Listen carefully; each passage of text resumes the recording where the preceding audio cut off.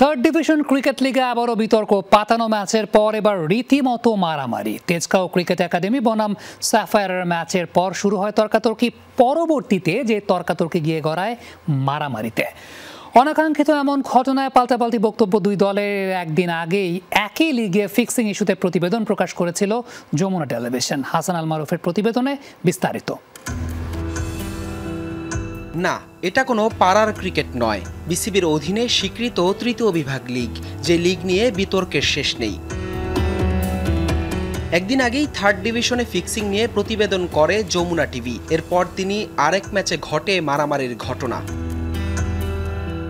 18 November সোমবার পুবেরগাঁওতে চলছিল Tejgaon cricket academy বনাম সাফায়ার স্পোর্টিং ক্লাবের ম্যাচ।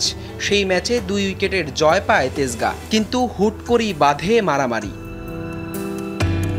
যেখানে দেখা যায় তেজগাঁওয়ের ব্যাটারের সাথে সাফায়ারের ফিল্ডারের মাঝে উত্তপ্ত বাক্য বিনিময়। এরপরে শুরু হাতাহাতি, মারামারি। নাম পরিচয় প্রকাশ না করার শর্তে সাফায়ারের একজন ক্রিকেটার জানান ঘটনার বিস্তারিত।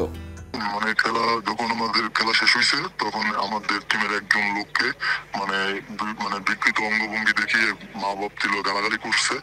তারপর থেকে আর কি এই সূত্রপাতটা শুরু হয়েছে। সাধারণত বাচ্চা মানুষ যারা আছে ওদের বয়স কম, তো ওরা তো একটু হাইপার হবেই। তো হাইপার হয়ে যাওয়ার পরে জিজ্ঞেস করছে যে তুমি কেন আমাকে গালি দিলা। তো ওই তেজগাঁও টিমের যে 3-4 জন প্লেয়ার ছিল ওরা আর কি আমাদের ব্যাট ট্যাট নিয়ে আসছে মারার জন্য। এ থেকে আর কি সূত্রপাত হয়েছে। টিম ম্যানেজমেন্টকে সবাই জানানো হয়েছে। তারপরে আমরা ম্যাচ রেফারিকে জানানো হয়েছে যে এরকম করতেছে। ওনাদের টিমের যে তেজগাঁও টিমের যে ম্যানেজমেন্ট ছিল, ম্যানেজমেন্ট আমাদের প্লেয়ারের উপর হাত তুলছে। কিন্তু পাল্টা বক্তব্য প্রতিপক্ষ দলের। তেজগাঁওয়ের কোচ রাজি হন ক্যামেরার সামনে কথা বলতে। এই এক কথায় দুই কথায় সাইফোর্সের একজন প্লেয়ার দেখলাম স্ট্যাম্প উঠাইলো। স্ট্যাম্প উঠায় আমাদের ক্যাপ্টেনের পায়ে অলরেডি ভালো ব্যথা পায়। মূল দোষটা যদি এটা অ্যাকচুয়ালি যদি স্ট্রেইট বলে দিই তাহলে নিঃসন্দেহে সাইফোর্সের দিকে যাবে, বিকজ ফিল্ডিং সেশনে তারা ছিল। বিকজ সেন্টারে তখন 2 জন ব্যাটসম্যান ছিল আমাদের মাত্র।